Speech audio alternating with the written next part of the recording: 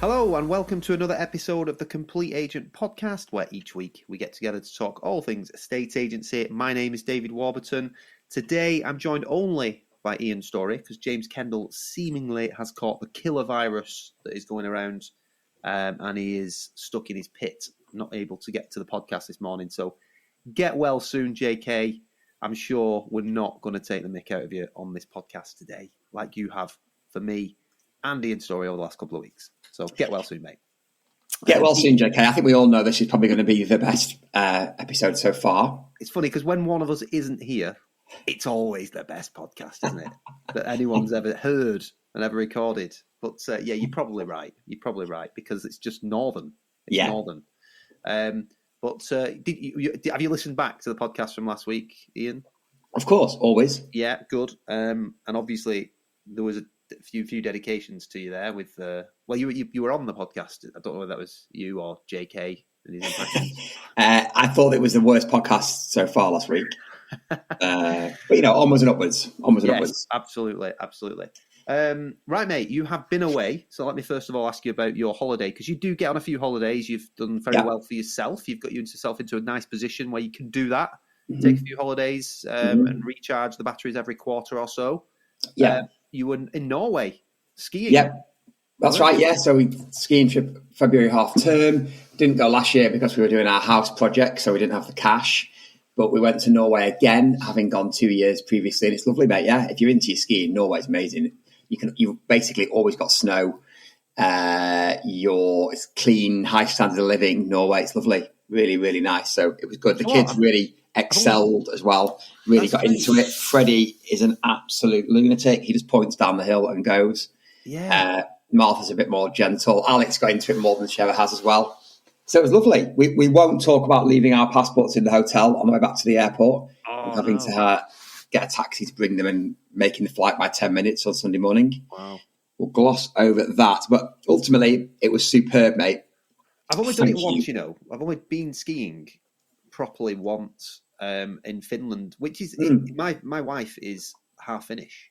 Is she? You know, yeah. So we should have done it a lot more, really. But I've only actually done it once in Finland, and I loved it. Really loved it. And it's really good. Really done it since. So it's something we'll do more of, particularly now with having with my son.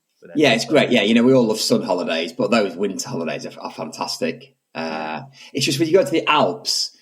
Well, all Brits go to the Alps, basically, don't they? So, and it's a lot busier. And you've also got a bit of risk of not having as much snow. I was up in Norway.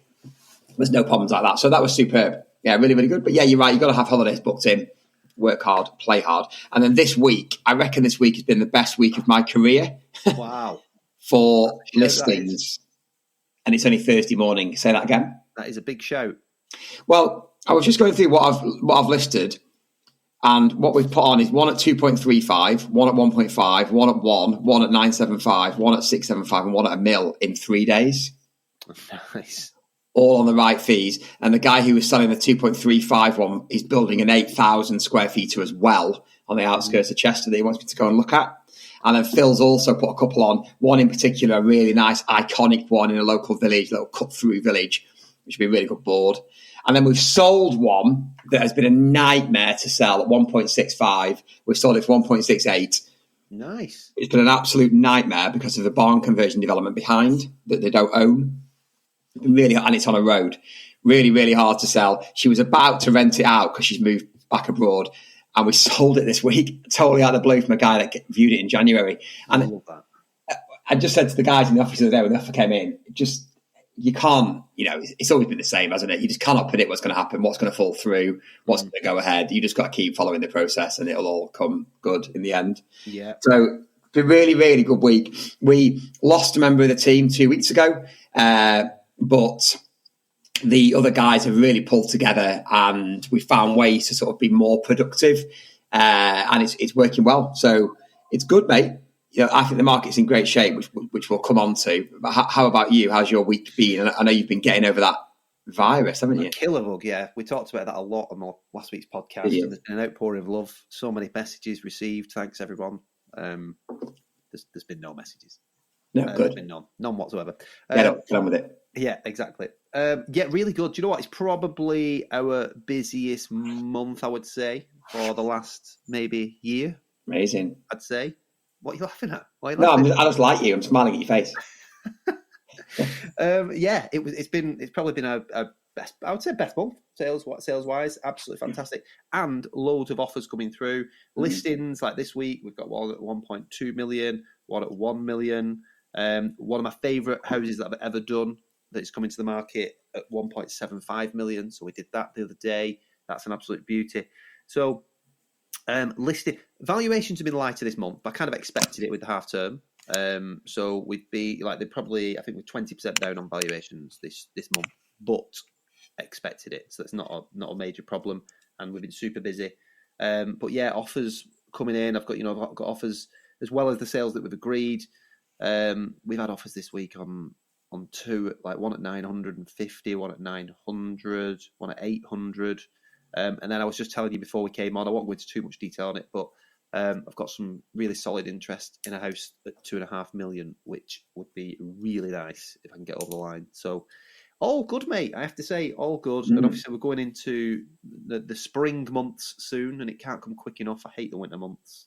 And I'm quite looking forward to that. So, yeah, it feels like spring has been in the air this week for the first time. Yeah, that's right. Since winter, doesn't it? It's like lighter mornings and lighter nights. I agree. We've had also an extremely good run on sales to the point where we've now got less than half available than we had back end of last year. Right. So we've really been on as this week has proven, get some more listings on, and it's working. It's I think the market is good. We've taken a few off other agents, as we do, and so many of these agents have said to these clients the market's poor for properties of this type. Yeah. One in particular, one of these ones that I got this week, that's what they said to her. She screenshot me the message. The market's poor for the higher end, and I said, Joan, that is bollocks. And maybe I didn't say it quite like that, but Joan. It is, because that's not true. If the price is right and the marketing's right, there's definitely buyers. So, well, I was saying to JK on the pod last week, Ian, and I've said it a few times actually, but what I'm finding now is I'm being a bit more aggressive with some reductions. At the higher end of the market in particular, you'll go through your pound square foot data and analysis from comparable stuff within a few miles, and they always want to try higher, don't they? Let's be honest, they usually want to. Yeah, I always say they want to scratch that itch, and I'm always sort of transparent with my owners and say, I've no doubt that after we've had this valuation, you're going to come back to me and say, we just want to try it at a certain level. That's absolutely fine, but you've got to have a strategy in place to get them down, because otherwise they will just sit. And don't be afraid of it. Be quite aggressive, and I've been quite aggressive with some reductions this last sort of. Certainly coming into the new year after Christmas, we'd done a lot of seller reviews just before Christmas, and then booked in calls for January, because I think it's really important for the owner. They have to act in this busy period when everybody's coming back from the new year, and the ones that have taken action are getting great results. Yeah, and you only need one or two test cases to really drill it home to other people that you're trying to speak to. Like I've got a house at 800,000. It's only actually been on the market for 4 weeks. But he's only in it really for one house. And we were chatting on the phone 2 days ago, and he was sort of saying, what do you think, Dave? What do you think?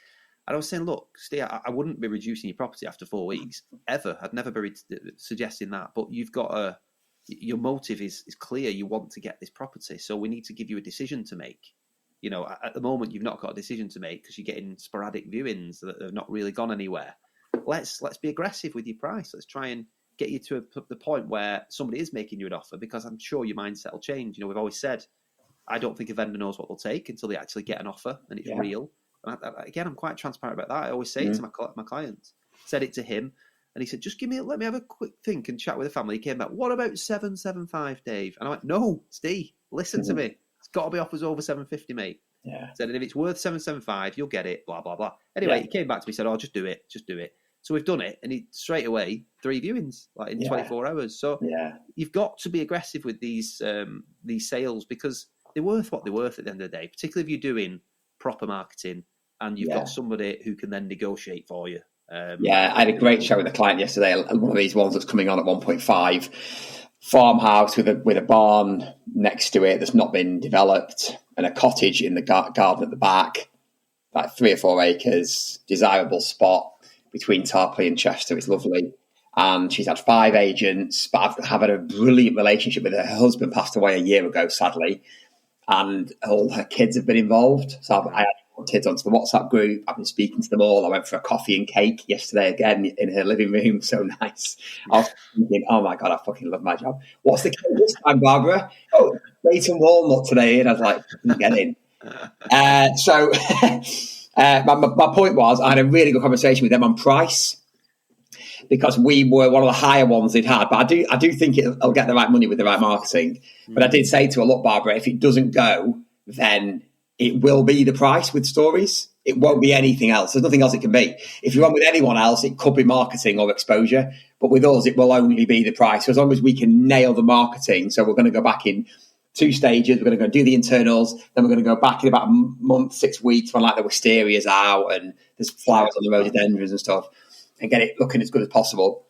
And then I was quite frank with her that, ultimately, if it doesn't sell, it'll be the price. And her 2 daughters were sat in the lounge at the same time. So that just lays the foundation, doesn't it? That if it doesn't sell in 3 or 4 months' time, we know why. So it's important to have those frank conversations at the start. Yeah, I think it's honestly, it's such a good point, and I can't stress enough to people, I think people try and skirt around it because they don't want to upset the owner. But the absolute reality of the situation, if you've done everything right from day one, if the marketing is absolutely spot on, you are exposed in all the right areas, and you can confidently say, look, I've done this, that, and the other with social media, we're registering new buyers all the time. As JK always goes on about the London buyers, we're covered because we've got this network. If you're demonstrating all that, it can only ever be one thing. Now, if your owner wants to sit there and do nothing, that's their prerogative, of course. Yeah. But I think it's Stephen Brown always says a property is a liability until it's sold, and it's true. Mm-hmm. So you do really need to have these frank conversations with people, I think, and you're absolutely right with Stories, with Burton James, with JK. It'll only ever be the pricing, really, because the marketing will always be spot on, and it just comes down to that consistency. You touched on something there about going back and taking photographs when the wisteria's out and stuff like that. I think it's a really good service level that we do the same, and it's something. One strategy I've changed this year from last year. Like if you remember last year, January to April, I think we had 2 dry days. It pretty much rained every day, and I just felt like I was constantly cancelling shoots. This year, I think we've cancelled 1. I've just kept them all in the diary, and we've said to people we are just going to go. I remember you said that you always try and get the internals and stuff like that. Yeah. What you tend to find is, unless it's a completely horrific day, you always get a break. Yeah, it moves, it changes. The reason we were trying to get the internals is because they've staged it. They've spent so much time. I know. Well, we've done that, and to be honest, we had 2 shoots this week, Tuesday and Wednesday, and it was forecast rain. And I had conversations with the owners saying, look, we'll play it by ear, but we definitely come in. We'll definitely get all the inside done because, it doesn't matter with the photographs in particular. You can make it look like the house is in the Caribbean. So we'll still get it done. But the video, it's difficult. We can't really but we'll still do what we can. So we went, and we had about 2 or 3 hours on both days where the sun just came out. So we were like, right, everybody outside now, quick, let's get it all done. We managed to get them done. So that's something I've changed this year. But just touching on what you said there about the wisteria and stuff, one challenge that I think estate agents might be having at the moment is getting people to commit to go to the market, because they all think that they want to go on in the busy period, which they think is spring and summer, which, the advice is always the same. If you need to sell, you need to sell. You need to sell now. But the service, in my opinion, what you should offer and what you should be saying to people is, look, get your house on the market. Now is the time to sell if you need to sell, and now is the time to buy if someone needs to buy. If your house comes up, the fact that there's no wisteria out or there's no leaves on your trees isn't going to affect someone's ability to purchase. Of course, it will look better in the summer, and that's why we do a lot of market-ready stuff when people are not ready. But just do it and then commit to doing seasonal photography. So we've done exactly that with a few. I've said, look, let's just get it done. The inside won't need to change. No. And all we'll do is if your house spends a prolonged period of time on the market, I'll just send the photographer out again, and we'll get some lovely new shots to update your photography. It's a brilliant value add. They love it. And also, what you're also doing is setting the tone for the fact that these higher value homes ain't going to sell overnight. Take longer. They yeah. take a bit longer Also, to sell. it's two other things. It's a good another social media opportunity because you're going out photographing, do a live when you're there, do some photographs. Again, lives. I mean, I see a lot of you do a load of lives. I don't. If I'm honest, I'm connected with lots of estate agents. Do you see many lives? I don't see loads. Not really. There's a couple of key agents that I do, but no, not many. There's loads of opportunities to do live, isn't there? I think it's such a big opportunity missed. I mean, I do a couple of different ones. I mean, I always do the live without fail at the house, whether it's at the twilight, any opportunity, like you said, really. Twilights, normal, and this is just hi. I'm at such a place today. I'm going to give you a sneak peek. This is what it all is. Flip the camera around, just walk them around a little bit of the downstairs. And if you need any help, if you have advice, if you want an early viewing, let me know. And that gets shared into every single local group that I can do it with. I'll share it with my personal stuff. And you can always obviously just add a comment. It doesn't just have to be shared with nothing. You can add a comment saying, I've done a live at this house today if you want any more information. The number of views those lives get and the feedback I mean, I've got today, I've got WhatsApps from 2 lives that I've done in the last 2 days. Yeah, and brilliant. I've got WhatsApps to go back to today. That's people just saying, how much is that house going to be? And can I get a bit more information, whatever. And buyers feel like you're giving them you are, aren't you? Giving them a preview of what's coming on. That is what you're doing. but they feel good about it. You know, they feel a bit special, I think, because other agents aren't doing that. The other thing I was going to say with seasonal photography, going back, is it's a good client retention strategy as well. Yeah, it is. So many agents most don't, do they? The amount of properties you see on in January, February, they've got photographs that were done in July, and vice versa. And people lose clients. So many of the ones I've just taken on this week haven't heard from their agent, for months. Just awful. So it's not easy to shine, but that is a great client retention strategy going back. Yeah, absolutely. And I just think all these the value adds, aren't they? And they make you stand out, and they make the owner know that they're well looked after. They do, and they'll tell their friends, they'll tell their family that. Yeah, absolutely. I mean, we've had one this week, and it's the house at 1.75 million, and the beautiful big house. And when I went to see her at the valuation, I'd said to her, "Look, it's such an amazing home, so high end. It's a status home." And I said, I bet it looks incredible at night. And she said, "Oh, it's amazing at night, lit up." And I said, "We have to get some transitions on your property. We have to get some transitions from day to night." So I actually filmed with the videographer, me during the day doing my intro and outros, but we also filmed it at night as well. Yeah, just great. to see which one looks better. Yeah. This one I went to yesterday at 2.35, that's been on for ages with another agent for too much money. It's got quite a lot of glass. It's like a farmhouse, but it's got like a glass link extension. I know it will look absolutely amazing on the photos and the video. They've not got that. They've just got standard marketing. So it's exciting. It is good. We were there literally all day at this house, but it's a 6,000 square foot house. It took a couple of hours to get it set up. Obviously, photographers came, did their bit, and then the video was obviously there's a lot more goes into it. And then there's a bit of a waiting game, just waiting for the sun to go, and then the nighttime shots to look great. So there was a bit of hanging around. Owners were the dream owners. They just want. I kept saying, "I'm so sorry. I know it's such a long day. Thanks so much for your efforts and all." They're like, "No, absolutely. We want you to crack on. We want it to be perfect." Because we've just spent a full day with them. They can see and appreciate the effort that goes into it. And if it's a 1.75 million pound house, as we said, it's unlikely to sell overnight because you've got to find the right person with the right budget for it. But don't touch wood. Don't think they'll go anywhere as long as we look after them. Yeah, we know what effort we've. Do you know what, mate? This one at 1.68 we've sold this week that's been on for too long because of problems we couldn't control. The seller has stuck with us, and it's through weekly updates. They live abroad, so Vicky's been going every week to check on the house for them. Nice. And then going back to them saying, "I've run the taps," and all these sort of things that we've been keeping in touch with them to the point where they couldn't go anywhere else. Because we've been over servicing them so much. And other agents, that's been on the market not far off a year, maybe 10 months. Or that would have been lost by other agents by now, no question, because they'd have just forgotten about them. Well, they do. I mean, one thing that we both do, and obviously I think you've probably become a lot busier by default anyway, and it generally just happens. But one thing that I make a point of, and I think you still do, is that we don't take on mass volume. It's a big selling point for me. And very occasionally you will get somebody who challenges that and will say, well, such an agent has got so much stock. Yeah. And I sort of say, in fact, I've had one in the last 2 weeks, and they were saying, yeah, but such an agent's got sort of so much stock, and this other agent has too. So I was up against two, what they would class as their very local agents, and they've got loads of stock. So they thought that was a good thing for them.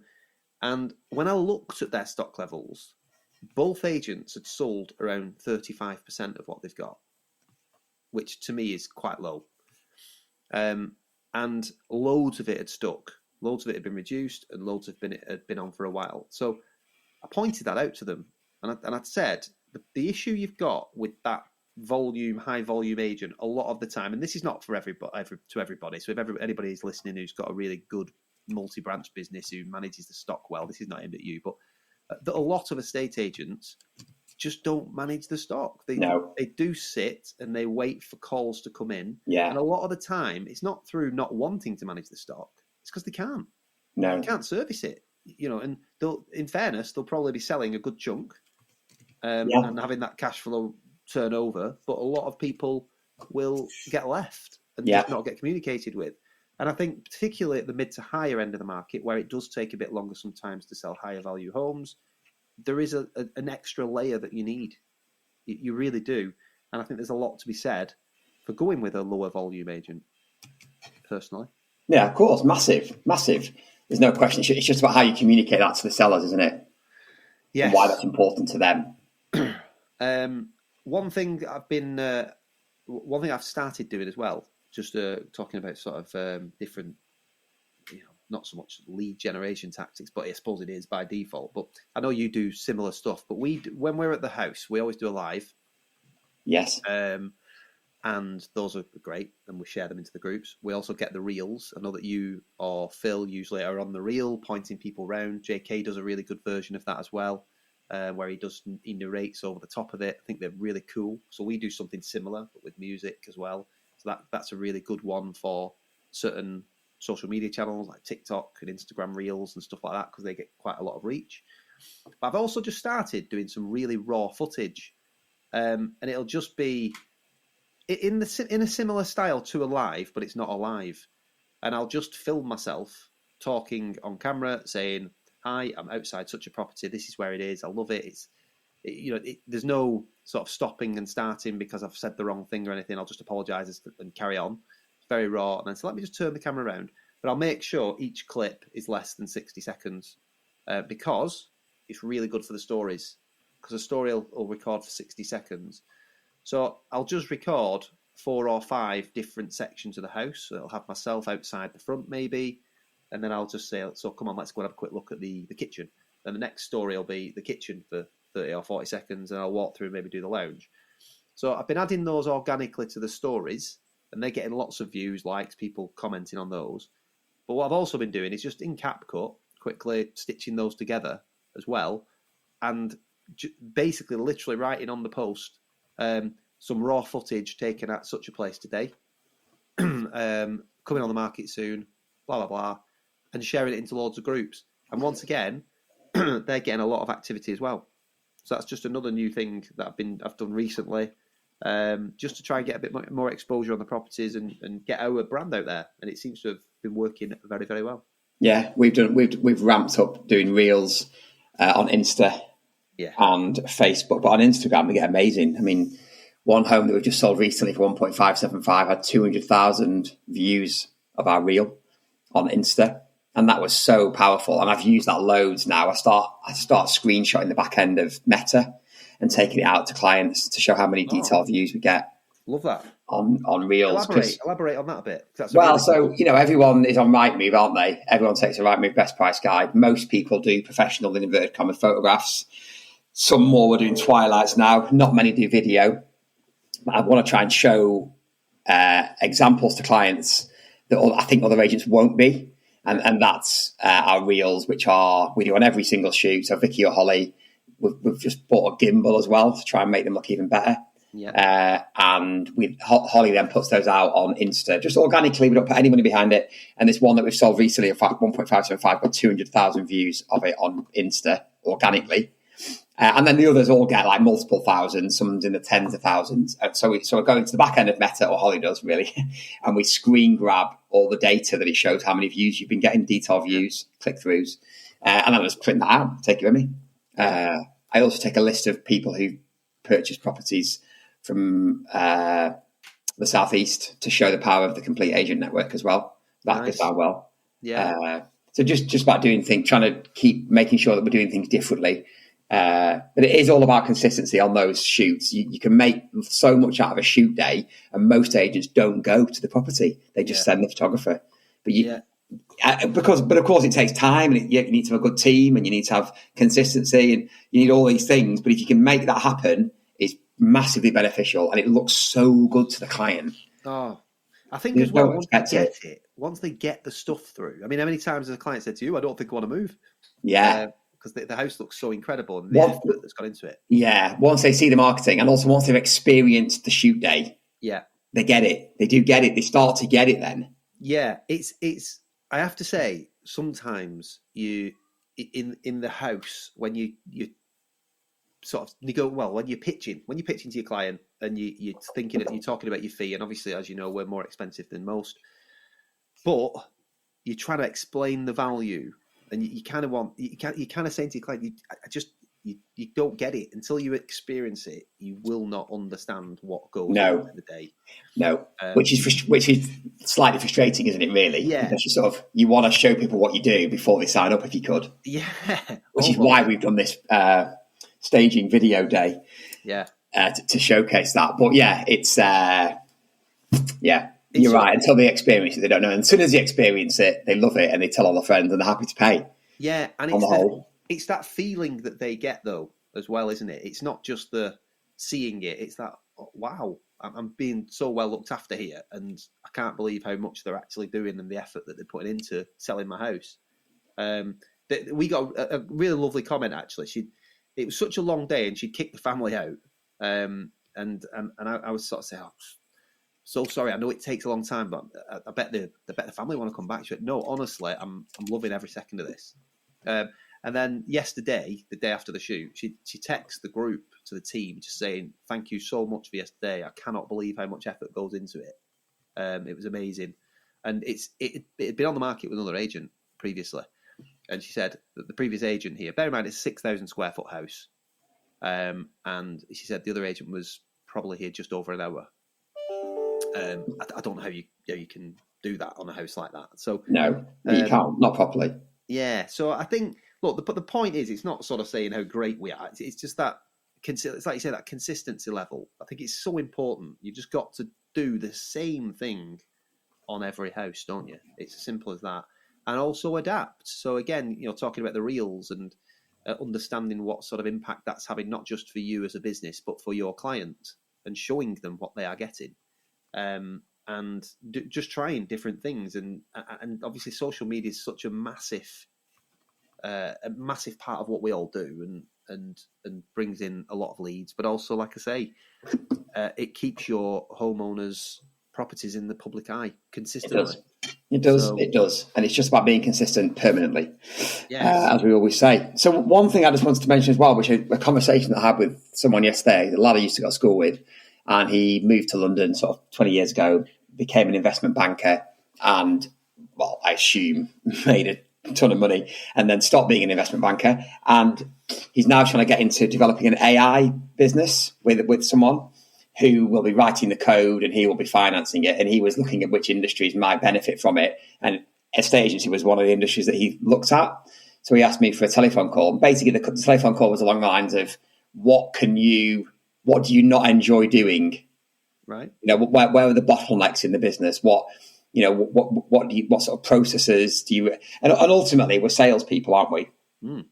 And what we love more than anything is being with the client, either in the house on the valuation, or on the phone when you're negotiating, or doing the shoot day, all those sorts of things. What you need is a strong office setup that can support that. And there's definitely things that I think he's going to be able to help with the process in the office. Yeah. So you still need a team, but do you need a team as big as you thought you needed? Are there things that could be done? We do a lot of our appointment booking on WhatsApp. Yeah. So we have WhatsApp groups with sellers and buyers, and with our viewing specialists, and with the team, and with like the floor plan people and the photographer and the videographer, and all that potentially could be done by AI, because it's just a question of being able to see the diary, being able to ask the people on WhatsApp, the response comes in, the diary appointment gets booked. And I'm sure there's a long way to go to develop it so it works seamlessly, but it was really interesting conversation with him, and it made me think maybe as you grow, you don't need to continually keep adding team members. Maybe there's a way you can, incorporate AI as part of the business to do the sort of menial process-driven tasks that don't require face-to-face or human, like a telephone call. Yeah, I think obviously there's loads of stuff in the. Look, prop tech. Me and you have a laugh about prop tech because JK loves it, and I think me and you we like it, but I think I just want to get on. I just want to go and sell an house. But there's so much prop tech out there. Sometimes you don't know where to look. But the AI, there's no question that things like ChatGPT is just fantastic, and there's so much more coming in, and there's so much untapped stuff. I mean, like I said, when you're busy and involved in your business a lot of the time, and you're out selling and doing valuations and listing and all that sort of stuff, you perhaps sometimes switch off to it. But there's occasionally, like JK in particular, come back and say, "Have you seen this?" And it is amazing. I mean, I know Luke St. Clair does some great stuff, or John Paul does some great stuff. There's some different pieces of software there, but just simple things as well, like being able to pull in telephone conversations into your CRM without you having to make any notes. To me, just blows my mind. Yeah. And that's probably something that's so basic. I think that obviously I have a view on AI. I think it is a bit scary in the sense that I think there's lots of jobs will go, and as it gets more and more developed, there are certain industries that'll massively benefit from it, and others it'll kill from a human point of view. Yeah. I think, but it can also massively enhance it. One thing that I do absolutely agree with when people talk about AI, so that there's no point hiding from it. No, it's coming and it's fast. Yeah. It's so advanced. Those who hide from it are potentially those who'll get damaged by it the most, big time, yeah. You've just got to embrace it and understand how it can affect and enhance your business. Yeah. Simple as that. It sounds really interesting what you were telling us actually about that. So yeah, he was saying it's early days. He's not got a product to sell yet, but he was just like researching it, and he was saying maybe they should go down the road of building a CRM that is AI driven from the start. And I thought, interesting, well, you joined the group of all the CRM systems, they're trying to do the same thing or similar. But it was just an interesting combo, mate. And I thought worth mentioning, and we'll see what comes. But ultimately, I definitely think higher end clients, you can develop a brilliant business with particularly with the mid to higher end, because it's you. They want you. They do. I do think it's a generational thing. Yeah, it is. So if you think about it now, even us now, so we're in, you're definitely in your 40s. Might surprise people to learn that I'm in my 40s as well. So we've I think we're just at that generation where we really respect technology and understand it enough. But equally, I think a lot of our generation can take it or leave it. Does that make sense? Yeah. Don't like change. Loved the 90s before everybody had a mobile phone. That kind of generation. Whereas our children will grow up and that's all they'll know. Yeah. The idea of never having a mobile phone is just alien to them. Mm-hmm, mm-hmm. And it'll be the same with AI, I think. Yeah. My son's 4 today. And he won't know any different. It'll be AI. There's an argument to say he might never drive a car. Yeah. By the time he's 17, 18, will we still be driving cars, or will be the self-driven, all that sort of stuff? Yeah. It'll just be a different world. And the younger generation coming through, who are in their teens, 20s now, they are the next generation of wealthy homeowners. So I think you have to accept that if we're going to be in business for the next sort of 20, 25 years, your business, you have to adapt, because there will be a generation of buyers that want that. They might not want the human interaction as much. No. That's what they've grown up with. Yeah. At the moment, we have a situation where the majority of people that we sell houses for are much older than us. Yeah. They are retiring, releasing equity. They've never dealt with AI. They've never dealt. A lot of them have never dealt with smart devices. So they are set in a certain way, and they definitely want that human interaction, and they want to know that sort of professionals looking after them. But there will come a time where that probably won't be as much of the case. Of course. The generation is different. Indeed, yeah, it'll change. I think, like you say, I would think we can see our careers really because of our clients, Yeah.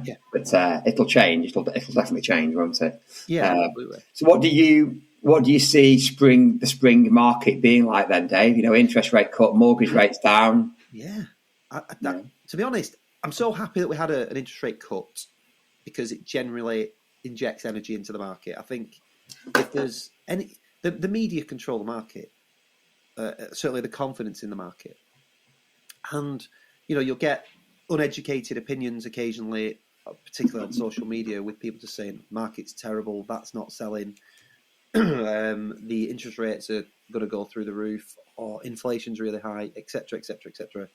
But you've got to just stick to the stats and facts. And reality is that when you get an interest rate drop, more often than not, it injects energy into the market. And that's all I've seen so far this year. It's been busy. We had some sticky stock towards the end of the year that, as I said, we had really strong conversations with. And my view was that if you take action now, not only will you get the new year, new start mentality coming through, there is a strong chance that we'll get some interest rate drops. Yeah. Obviously, inflation went up towards the end of last year, and it was a little bit in the balance. But then we had I think it was January, and then we had the interest rate drop. And it's really impacted the market positively, I think. If we get another one, I think the floodgates will open, if I'm honest. To me, spring is looking good. Looking at the latest Rightmove house price index, we've still got a high number of homes for sale. It's still at a 10-year high. But they're overpriced or undermarketed. That doesn't mean there's no buyers. We did our market update yesterday, Dave, just to interrupt, and there's 49% increase in mortgage AIP. Yeah. 49% increase in the same time last year. It's unbelievable, that. Huge. Yeah. So the story is there's more on the market. You need to price correctly, market correctly, but there's loads of buyers if those things are all in line. And one thing I would say, Ian, we obviously do a lot of direct mail, and we're constantly reporting this, so quarterly updates, monthly updates. How are you conveying this to your sellers and your local market? Yeah. We do a 6 weekly market update video in a different restaurant around the area. Yeah. So we switch it between Northwich and Tarpley, because they're the two areas that we mainly cover. So we did ours yesterday in the Swan pub in Tarpley, and then we'll do it at a different place next time in Northwich. And we do it in line with the Rightmove HPI. So we basically just report the Rightmove HPI, but we have a bit of, sort of anecdotal chat between me and Phil as part of it. Yeah, it's great. That goes out on our YouTube channel. It goes out on socials. We send it to all of our clients when we've recorded it as a YouTube link. And then Aid and Holly put it in our monthly newsletter as well. So Brilliant. From Street, we send a monthly newsletter with bits and pieces in, and we put the market update in as part of that. So that's how we communicate it to our clients. On that, I'm doing a half marathon at the start of April, and if anyone can spare a few quid, I'll take it off you on my what's the link called, the charity donation thing? Just Giving, my Just Giving link. As you can see, I am a tech genius. Yeah. So yes, we that's how we communicate it. How do you? Same sort of thing, I would think. Yeah, I mean, I've not got the infrastructure you've got at the moment. So obviously, for you to get out into the local bar and everything and do the I think the market updates, I think they look fantastic. And I've been on the hunt for a new office for ages. I'm trying to find somewhere else to set up. And one of the things that I really want is a studio to do more of that. But even the raw stuff, I think, just sat at my desk with my phone. I'll just record it and then send it to multiple clients, the same video, and then you can almost, the last one I sent, I just basically gave them all the information. It was just a market update, and I said right at the start of the video, this is not aimed at anybody specifically watching this in particular. It's just a general market overview. And if at the end of this, after watching it, you want to book a call in, let's do that. And it works quite well. But you have to report it, because if you don't report it, people won't know, and they'll just listen to the media and what's happening there. Yeah. You have to report stats and facts. And obviously, confidence levels are higher for sellers. The asking prices went up again last month. The number of homes, like you say, is still available, are still at a 10-year high. So you need to be reporting this. Like when I go into my valuations, and we obviously use the data graphs showing the average house price and how it's been affected over, like I say, a 5 or 6 year period, or since they last purchased the property. What I've started doing is putting a line right down the middle and cutting off 2020 to 2022 and showing 23 to 25. And the way I explain it to them is, one of the reasons I feel we've got stock levels at a 10-year high is because a lot of new stock comes to the market, and it's valued based on what happened in that 3-year period when we had COVID and everything went boom. And what you've got to consider when you put a house on the market and price it is what landscape you're working in. So the landscape of the market in 2020 to 2022 is the complete opposite of 23 to 25.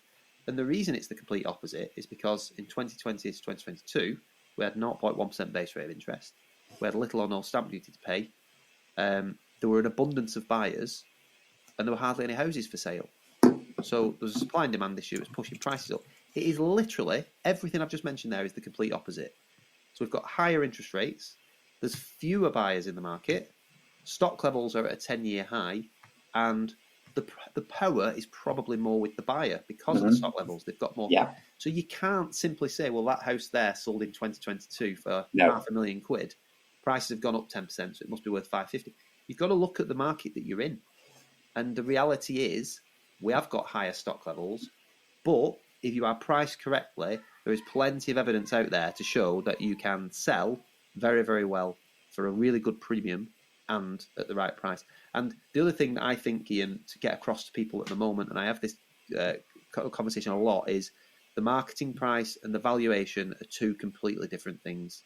The marketing price is designed to get us to what we believe market value is. So don't be frightened of putting a lower asking price than some of your competitors on the market, because it's designed and set to drive traffic. And getting competition amongst buyers is most definitely the best way to secure a premium. It's as simple as that. Strong negotiation and competition amongst buyers. So anyway, a long way of saying, I think that the market has been really good since January, and I see it hopefully getting better. Let's see what interest rates do. But I do see it getting better. I think the spring market will be really strong. I love the spring and summer markets. Summer's obviously a little bit quieter, as you know, but I like, generally speaking, we get drier weather. We get a lot of activity, and bringing houses to the market in that sort of month that season rather is a bit of a pleasure, isn't it? Yeah, love it. As soon as you see spring coming, you think brilliant, great time of year. It's also, we're getting to a brilliant time of year for market ready, getting people to photographs when the garden's looking beautiful. It's a great time to get them to do that. Let's just, before we just finish the pod, let's touch on that market ready, because I think that's a really good way to end, and just sort of a tip for people who maybe don't do that. We all do, and you're the master of it, Ian. Go on, talk. What would you do? You've got up to evaluation in March. We're just getting you out, Ian. We might not be selling till October, November. It might even be next year. But we just wanted to know what our house is worth. Yeah, so we always say to people, whether you're selling now or in the next 10 years, I want to work for you. I'm not here to force you onto the market. I'm here to work for you when the time's right for you. But if the dream house comes on around the corner tomorrow and you can't buy it, you're going to be pissed off. and you're going to be way more pressurised trying to then rush your house sale through. The pressure of that is far higher, far greater than the pressure of having sold your house and not been able to find anywhere. So get it, photograph done, and get the video done now. You're not missing anything, because I always say, we don't tell anyone. No one knows. We don't put a board up. We don't put it on Facebook. No one knows. Create all the marketing, and then we just wait. And the second you find the right place, we hit the button. Yeah. Of course, this time of year, when the garden's looking fucking awful, it's harder to get people to commit to that, because they say, well, the garden's looking... But as soon as you get into May, June, July, August, really September, maybe even part of October, it's a great time to do it, because you say to people, look, well, now the garden's looking good. Let's do the photographs now. Because it might come on January the 2nd when your garden looks awful. But if we've got those lovely photographs, it'll present it in a much better way, blah, blah, blah. And we have it we have it as part of our marketing plan that we leave with them. It's a brilliant strategy. We did loads last year, and most of them are on the market. I think I've got one left to get on. Yeah, it's interesting. As soon as you've done the marketing, the amount you sort of nudging them closer to putting it on. Yeah. Even if that's not really what you mean to do, it is what happens. The other thing as well is the other good way of putting it to him. I like what you said there. My phrase is, rather than, if you do see the dream property, you're clicks of buttons away from being on the market, rather than weeks of preparation and the actual shoot, etc. So you're at the front of the queue. But I think you can also talk about it privately to potential buyers. Like I've got one at the moment that it's actually due to come on in. I think he wants to do everything in April. And like you just said, it's difficult to get something to go market ready when it's like this. But he's signed up. We've done all the styling appointment, and he's due to come on in April. But I think I've got a perfect buy for him. You know, I know it's coming on, and I know that home is not necessarily market ready, but the market ready homes that we have had, you can still talk to people about them. You know, you've got them signed up, you've got all the photographs, you can share select photographs, you might have a video. It's such a great strategy for locking clients in, and the likelihood is that most of your competitors won't be doing it because it's too much. Yeah. Even if they do it as an afterthought, not as part of a proactive approach with their presentation. Absolutely. And if you charge up for marketing fees, the clients will never go anywhere else. They'll never go anywhere else. Absolutely. Once you've got them locked in. And we all know they don't have to sell now. They can sell in 3 years. That's fine. You're just building a pipeline of clients for the future. Yeah, absolutely. Right back at you, dead quick. How do you see the spring market going? I'd say it'd be really good. I can't believe the period we've had since Christmas. Well, it's already 2 months since Christmas, and it's been astonishingly good. You know, we've had 2 extremely good months for completions, setting us up to hit our target for the whole year. But also the amount of sales we've agreed, and then the amount of listings now, and for us personally as a company, mid to higher end, we're just pushing further and further into that mid to higher end now. So we're now looking at growth plans. You know, how do we grow? Yeah. What way do we do that? What areas, and how do we do that? Which is all it's all exciting, mate. Yeah, no, it's good. Right, well, I've enjoyed that. JK, get well soon, mate. You absolute softy. I mean, you mad. He was slagging me off the other week for being ill, and now he wakes up this morning and he can't even get out of bed. Really soft, really poor, that JK, and it's clearly just a hangover from the stag do that you were on 3 weeks ago. Yeah, well, he is old now. They affect you for longer, don't they? This is it. No, get well soon, JK. Good to have you back next week. Ian, been a pleasure as always. Dave, quick one. Yes. Next mastermind next week. Oh my God, that's going around really quick. Manchester. Yeah. At Street Headquarters. Yes. That is Tuesday, and we've pretty much got a full room as well. Yeah. And we've got a couple of good presentations, one from the legend that is Simon Gates, and one from Heather talking about prop tech. So we're really looking forward to that. We've got our new website launching very soon, haven't we? So if anyone thinks we can help them in the mid to higher end space, drop us a line. We would love to help, as we are helping lots of other clients across the country. Absolutely. Yeah, mastermind next. That's really come around quite quick, actually. Incredible. But looking forward to seeing everybody in the room, talking business, reviewing that first quarter-ish. I know it's not a full quarter, but we all made our plans, didn't we, end of last year? Yeah. At the planning day, so it'll be good to catch up with everybody and see where we're at. But yeah, look forward to that. Thanks everybody for listening. Cheers, Ian, and we'll see you next week.